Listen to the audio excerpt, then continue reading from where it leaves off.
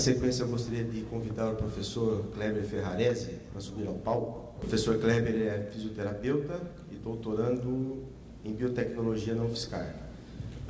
Ele vai abordar um tema bem atual, que é uma modalidade de terapia para lesões musculares, a fototerapia. Bom, boa tarde a todos. Primeiramente, queria agradecer o convite, principalmente da Carla e do Fabiano, que me contactaram e pediram para que eu pudesse falar um pouquinho da minha experiência com fototerapia. A princípio, a minha experiência não é com pacientes com distrofia muscular, mas nós utilizamos a fototerapia para recuperação de lesões musculares, principalmente de atletas de alta performance. Então, nós descobrimos, por um acaso, que a fototerapia pode ser benéfica para pacientes de distrofia, que têm distrofia muscular, principalmente no mecanismo de conter a inflamação desses processos de lesão e também acelerar o processo de regeneração muscular. Então, para mim é uma imensa honra de participar desse primeiro simpósio e espero que vocês aproveitem um pouco a palestra e, se tiverem alguma dúvida, estou à disposição para poder saná-las. Bom, como o Fabiano já me apresentou, eu sou doutorando em biotecnologia pela UFSCar, sou fisioterapeuta formado pela UFSCar e sou orientado pelo professor Nivaldo Parisotto, que tem uma larga experiência em laser terapia aqui no Brasil, e também pelo professor Vanderlei Banhato, que é um professor do Instituto de Física de São Carlos, da USP de São Carlos. E ele tem uma grande experiência também na utilização de LED terapia, que é uma modalidade um pouquinho diferente de laser, mas também tem o mesmo princípio, o mesmo benefício frente às lesões musculares. Então, eu estou bem amparado cientificamente pelos meus dois orientadores. Bom, o tema da minha palestra é o uso da fototerapia no tratamento das distrofias musculares. E eu vou começar com vocês, primeiramente, dizendo o que é a fototerapia. A fototerapia nada mais é que a utilização de fontes luminosas, como diodos de laser e diodos de LED, e essas fontes luminosas interagem com os tecidos biológicos. A principal diferença entre um diodo de laser e um diodo de LED, apesar dessa diferença na estrutura, mas a principal diferença é no feixe de luz que cada diodo emite. Um feixe de laser ele é bem colimado, como por exemplo esse laser pointer aqui nessa cor verde, vocês podem ver que ele é bem pontual. Então, o mesmo tamanho que a luz é emitida aqui nesse laser pointer, ela chega com o mesmo tamanho praticamente aqui no quadro. Agora, com um diodo de LED, isso não acontece. É como se essa luz espalhasse muito mais comparado ao laser pointer. Vocês podem fazer uma comparação do diodo de LED com uma luz incandescente dessa daqui. Então, ela ilumina todo o ambiente. Mas essa luz em contato com a pele, ela proporciona os mesmos efeitos que o laser. Então, a única questão é essa diferença no espalhamento dessa luz, que a gente consegue minimizar quando você coloca em contato essas duas fontes emissoras de luz, tanto o laser quanto o de LED. Esse é um aparelho de laser muito convencional, que todo fisioterapeuta provavelmente já teve contato na clínica. Ele tem duas canetas, uma na faixa do vermelho e outra na faixa do infravermelho. E o grande problema desses equipamentos que a gente encontrou é que a gente consegue fazer aplicação apenas em um único ponto por vez. Então, muitas vezes a gente demora 1 minuto, 2 minutos para a gente conseguir a energia, a quantidade de dose para o tratamento desejado.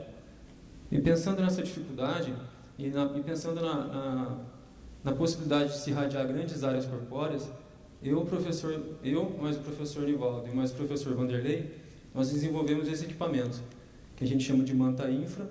É um equipamento que foi elaborado em colaboração entre USP e UFSCar. É um equipamento já patenteado e que a gente tem utilizado principalmente para melhorar a recuperação de atleta frente a exercícios de alta intensidade, visto a grande quantidade de lesões que esses atletas acabam sendo submetidos frente à grande intensidade de treinamento. Então, nessa configuração, é um aparelho que possui 50 diodos de LED e a gente consegue irradiar, como por exemplo, uma grande massa muscular como o quadríceps femoral, ou uma perna de um paciente com menor porte, por exemplo, ou um braço, ou um tronco, de uma única vez. A potência desse aparelho é uma potência bem alta, comparado ao equipamento anterior. Então, a gente tem um tempo de aplicação um pouco menor. Então, a gente aplica numa área maior com um tempo menor. Então, isso proporciona uma maior agilidade para o tratamento na clínica. Mas o que esses equipamentos emitem? Então, eles emitem uma radiação eletromagnética, que é uma luz, que possui seus campos elétrico e magnético perpendiculares entre si. E o principal, que eu vou abordar com vocês, vai ficar em torno do comprimento de onda. O comprimento de onda dessa radiação eletromagnética, ela é dada pela distância entre dois picos ou dois vales dessa onda eletromagnética. Dependendo desse comprimento, o laser ou LED vai ter uma cor definida. Como, por exemplo, esse daqui, esse laser pointer, ele é na cor verde. A gente vai ver no próximo quadro que é na faixa de 530 nanômetros. Tá? E cada cor tem uma função, tem uma especificidade na interação com o tecido biológico. Então, vocês podem ver aqui que a cor verde é na faixa dos 530 nanômetros. A gente trabalha com a fototerapia sempre na faixa dos 600 aos 900 nanômetros. Isso tem um motivo. O motivo é esse daqui. Nessa faixa, nesse comprimento de onda, principalmente de 600 a 850 a 1000 nanômetros, a gente tem uma minimização da absorção, tanto do laser quanto do LED, pela melanina, pela hemoglobina ou oxihemoglobina e também pela água. Então, esses elementos no nosso organismo têm a capacidade de absorver a radiação eletromagnética. Mas nesses comprimentos de onda, a gente consegue minimizar essa absorção e faz com que essa energia chegue diretamente no músculo. Consiga penetrar pelas camadas da pele, passando pelo sangue e chegando até o músculo. Então, esse é um dos principais motivos que a gente utiliza esses comprimentos de onda. Mas, além disso, além da penetração, existe uma outra questão. E qual que é? Dependendo do comprimento de onda, alguns componentes específicos do nosso organismo vão responder, ou seja, vão absorver essa radiação eletromagnética de forma específica. Como, por exemplo, a enzima citocromoceoxidase, que é uma enzima que está no complexo 4, entre o complexo 3 e o 4 da cadeia transportadora de elétrons, lá da mitocôndria, onde é que se faz a síntese de ATP de forma aeróbia. Também a enzima NADH-deshidrogenase e todas as ligações iônicas de hidrogênio e covalentes, por exemplo, do nosso organismo, também respondem a um comprimento de onda específico. Pensando na enzima citocromoceoxidase, que foi um dos primeiros fotoaceptores mostrados na literatura científica, desde os anos 80, os anos 90, por uma grande pesquisadora russa, que chama Tina Karu. Ela foi a primeira pesquisadora a reportar os efeitos de absorção da radiação eletromagnética por essa enzima citocromoceoxidase. Então, essa enzima citocromoceoxidase, além também de um íon, também pesquisado pela Karu, um íon metálico que fica no complexo 4 da cadeia transportadora de elétrons.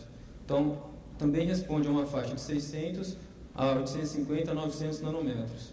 Ele tem a capacidade de absorver a radiação eletromagnética e mudar a sua conformação de óxido-redução. Então, qual que é o efeito disso? O que acontece quando esses elementos absorvem a radiação eletromagnética, do laser ou do LED? Há um aumento na transferência dos elétrons do complexo 3 para o 4 e, consequentemente, a maior síntese de ATP e a formação de água metabólica. E ATP, todo mundo sabe que é a moeda corrente do nosso organismo para fazer qualquer tipo de atividade, seja de síntese de DNA, seja de síntese de RNA. Então, todo o processo metabólico, todo o processo celular precisa de ATP. Além disso, os estudos mais recentes têm mostrado que além do complexo 4 e também da enzima citocromoceoxidase, todos os outros três complexos, complexo 1, 2 e 3, e a enzima NADH-deshidrogenase, também são regulados pela radiação eletromagnética. Ou seja, tem atividade aumentada, no sentido de aumentar essa transferência de elétrons nessa cadeia transportadora de elétrons e combinar na síntese de ATP. Então, todo esse processo de síntese de ATP na cadeia transportadora de elétrons da mitocôndria é acelerado e aumentado. Então, você consegue aumentar a síntese de ATP na célula muscular. Além disso, nesses processos de regeneração muscular frente a lesões ou frente à atividade física, a própria mitocôndria ela acaba produzindo espécies reativas de nitrogênio, como por exemplo o óxido nítrico. Concentrando-se aqui apenas nesse círculo preto, esse óxido nítrico produzido pela mitocôndria pode possivelmente se ligar à enzima citocromosoxidase lá na cadeia transportadora de elétrons, e isso pode impedir a formação, a síntese de ATP. Só que nesse processo, a fototerapia por laser e por LED, ela consegue fazer essa dissociação do óxido nítrico com a citocromosoxidase. E isso então restabelece a síntese de ATP, que é uma coisa muito importante para o processo de regeneração muscular. Pensando em pacientes com distrofia muscular, vários pesquisadores aqui, vários professores já abordaram o efeito deletério que a falta da distrofina causa no paciente com distrofia. Essa não transmissão da tensão da contração muscular para a matriz extracelular acaba gerando uma fragilidade da membrana da célula muscular. E isso, uma contração muscular mais intensa ou mais vigorosa por um paciente que tem distrofia muscular, pode levar a uma lesão da membrana da célula muscular e, consequentemente, a morte dessa célula. E aí, o que acontece? Precisa-se de fazer uma regeneração ou um reparo desse tecido que morreu, desse tecido dessa célula muscular que morreu. Pensando nessa regeneração, a fototerapia já vem sendo testada para a regeneração muscular via célula satélite, que uma pesquisadora apresentou hoje pela manhã.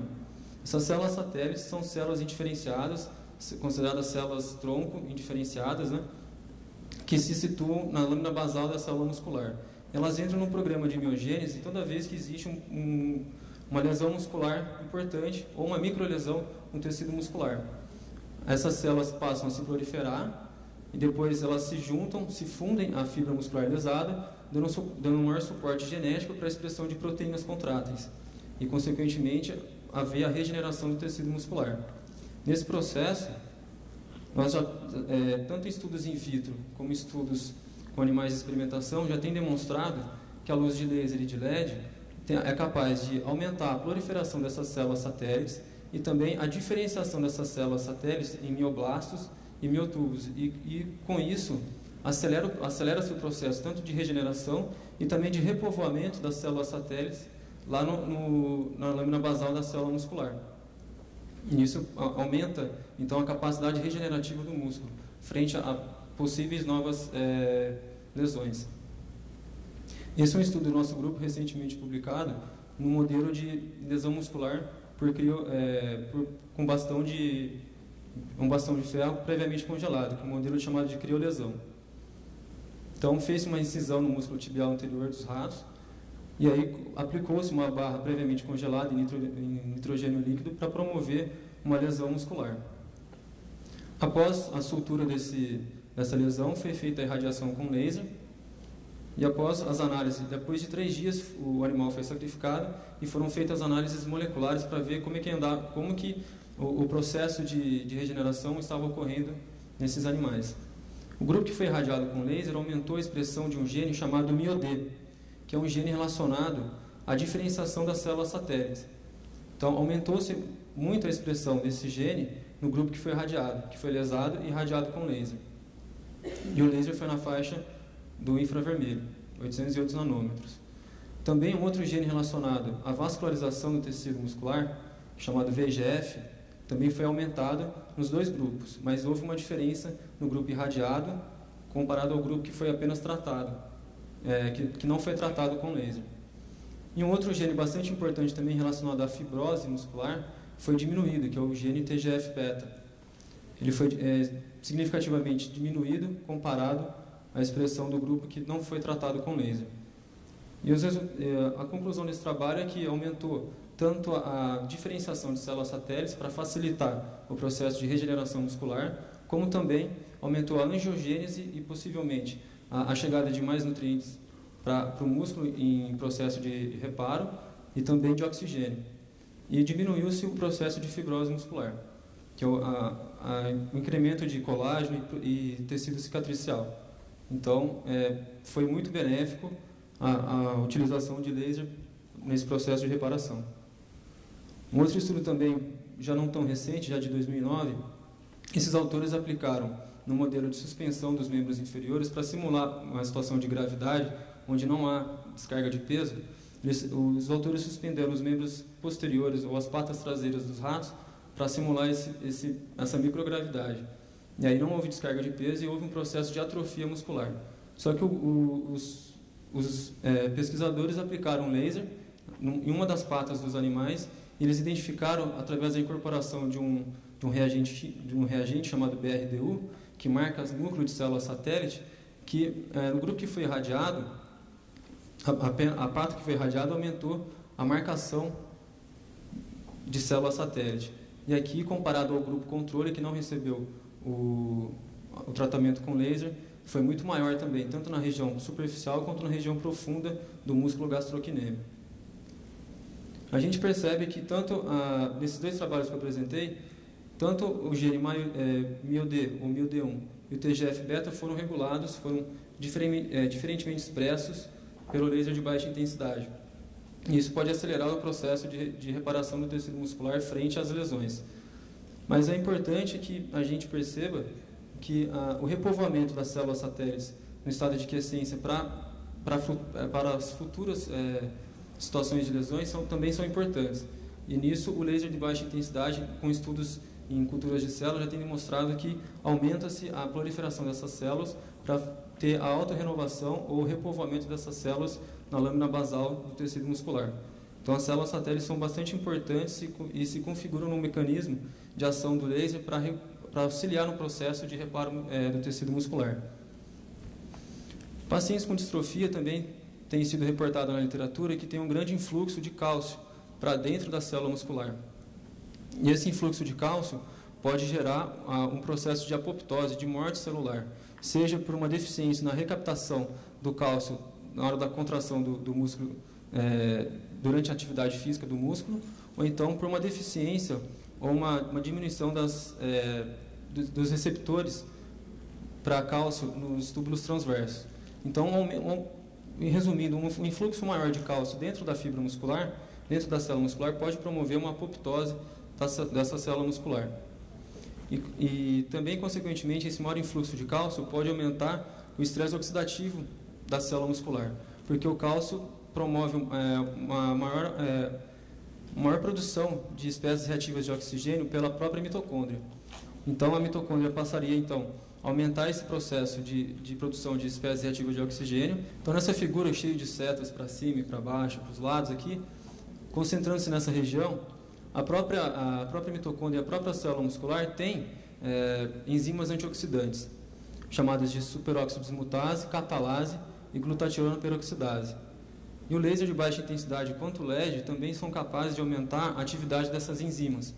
Então, essas enzimas elas podem combater o estresse oxidativo, reduzindo essa peroxidação lipídica e, consequentemente, a diminuição do extravasamento de uma enzima chamada creatina quinase, ou creatina fosfoquinase. Então, essa enzima é um potente marcador, é a enzima que tem mais sido vista como marcador de dano muscular, de lesão muscular. Ela é uma enzima que ela tem que ficar dentro da célula muscular. Quando ela está fora, significa que houve uma lesão do tecido muscular. A gente consegue quantificar isso no sangue. Então, quanto maiores os níveis de creatina quinase, maior o dano muscular.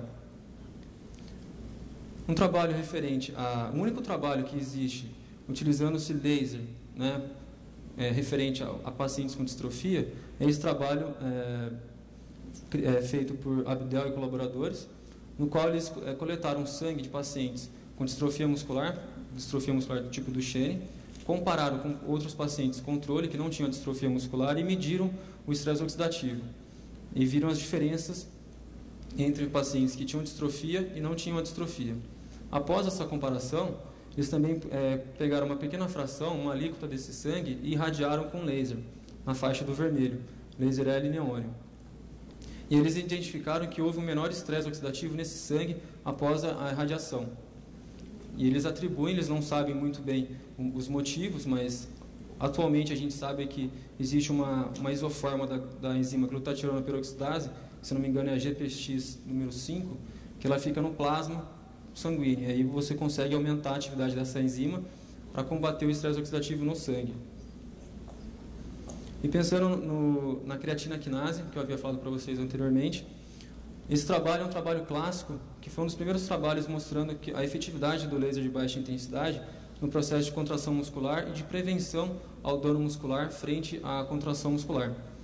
Os autores eles irradiaram o músculo tibial anterior dos ratos pré uma estimulação elétrica neuromuscular para induzir a contração desse músculo, e nesse músculo foi atado um dispositivo que quantificava a força de contração. Então eles irradiaram o músculo pré a atividade contrátil do músculo. Os resultados desse trabalho mostraram que houve uma diminuição da perda, né? Houve uma menor perda do pico de força de contração desse músculo antes daquele grupo que foi aplicado o laser de baixa intensidade. Ou seja, aumentou-se a força desse músculo frente à utilização do laser, sendo que o grupo controle teve uma perda de força mais significativa. E referente à creatina quinase, houve também um menor dano desse músculo frente à terapia com laser, indicando que o laser teve um efeito protetor, ou seja, a membrana da célula muscular foi protegida pela ação do laser frente à contração vigorosa da eletroestimulação. E buscando investigar mais efeitos ainda, que o laser de baixa intensidade ou a fototerapia por LED. Nesse caso, a gente está estudando o laser de baixa intensidade na faixa de 808 nanômetros. Nós publicamos um artigo recentemente investigando como que essa luz interage com a célula muscular, mas investigando a expressão de genes de todo o genoma humano, em seres humanos. Né? Então, nós identificamos e isolamos o RNA mensageiro total de amostras de biópsia muscular, tanto pré quanto pós a atividade física. E esse aqui é uma foto do programa de treinamento que nós submetemos os voluntários. Foram 2 grupos de voluntários que treinaram em aparelho do tipo leg press. Foi um treinamento de força, um treinamento com bastante carga, que era para induzir lesão muscular e estresse oxidativo e lesão mesmo do tecido muscular. Só que um dos grupos, após o programa de treinamento, após cada sessão de treinamento, recebia a terapia por laser. Esses pontos aqui do quadríceps femoral foram no total de 42 pontos. Esse aqui era um outro aparelho, um protótipo, que o professor Nivaldo também ajudou a produzir, em colaboração com uma empresa de São Carlos. Nesse aparelho tem uma configuração com 6 diodos do tipo laser. Então a gente aplicou sobre 42 pontos do quadríceps femoral. E fizemos biópsias tanto pré quanto após o programa de treinamento. E aí nós identificamos o seguinte, que alguns genes importantes, como por exemplo o gene AKT e o gene mTOR, foram super expressos, ou seja, tiveram a expressão de seus genes muito mais aumentadas apenas no grupo laser, o grupo que recebeu a fototerapia por laser, indicando que maior síntese de proteínas foi conseguida no grupo que recebeu a fototerapia por laser. Também, apenas nesse grupo que foi irradiado com laser, houve uma diminuição dos genes para interleucina 1-beta e TNF-alfa, que são relacionados à inflamação. Isso corrobora alguns resultados que nós temos realizados com questionário com esses voluntários, que mostram que o nível de dor após o exercício físico foi muito menor nos voluntários que treinaram e receberam a fototerapia por laser. E também o gene MRF1 foi também reprimido, ele foi represso. E isso indica que houve um menor catabolismo da célula muscular, uma menor via da síntese de degradação proteica. Essa via aqui foi menos sinalizada, tanto para a inflamação quanto para a degradação proteica, ou no processo de atrofia. Outro gene bastante importante que a gente já viu em estudos com animais é o gene VEGF. Nós também conseguimos identificar que esse gene foi superexpresso apenas no grupo que recebeu a fototerapia por laser, indicando que com essa terapia pode-se aumentar a vascularização do tecido muscular. É um indicativo que a vascularização do tecido muscular foi muito mais aumentada, foi muito mais eficiente comparado ao outro grupo que não recebeu a fototerapia. Também um gene referente à mitocôndria, às mitocôndrias celulares, mitocôndrias musculares, é um gene chamado PGC1-alfa. Foi também superexpresso apenas no grupo que recebeu a fototerapia por laser, indicando que também houve uma maior síntese de ATP via metabolismo aeróbio. E também houve uma maior produção de mitocôndrias naquele tecido muscular, uma maior biogênese mitocondrial. E na literatura ainda, são escassos os trabalhos que envolvem, principalmente seres humanos, para identificar a expressão de genes, que há uma dificuldade muito grande para a gente para fazer uma coleta, uma biópsia muscular, e principalmente pacientes com distrofia muscular. Esse é um campo novo para a gente do laboratório, a gente não tinha contato ainda, nem com animais de experimentação, mas em colaboração com a Carla e com o Fabiano, nós temos trabalhado com um paciente com distrofia, e aqui a aplicação daquela manta que nós desenvolvemos no tratamento da distrofia muscular. Alguns resultados prévios, né, que a gente tem visto é que os níveis de dor ou de câimbras que esse paciente tinha anteriormente foram bastante diminuídos. E isso é um indicativo de que a manta, que essa radiação infravermelha da manta é eficiente. E isso também se deve ao número de pontos de radiação que nós temos aqui nesse equipamento. Porque é muito complicado a gente tratar um paciente, por exemplo, uma coxa, ou um braço, ou um tronco, apenas com uma caneta de laser ou de LED. A gente ficaria horas e horas aplicando nesse paciente para poder promover essa terapia. Bom, o que eu tinha para mostrar era isso aqui, e a conclusão do trabalho dessa apresentação é que o laser pode aumentar tanto a expressão de genes relacionados à síntese de proteínas, referente também à biogênese mitocondrial, e também aumentar a vascularização desse tecido, possivelmente pelo aumento da expressão de VEGF, mas também diminuir o processo de atrofia muscular e também de inflamação. Isso é muito benéfico no processo de reparação do tecido muscular. Aqui tem o meu contato, meu e-mail, para quem quiser depois entrar em contato e tiver dúvidas quanto ao equipamento, ou então o que a gente tem feito no nosso laboratório. E era isso. Obrigado.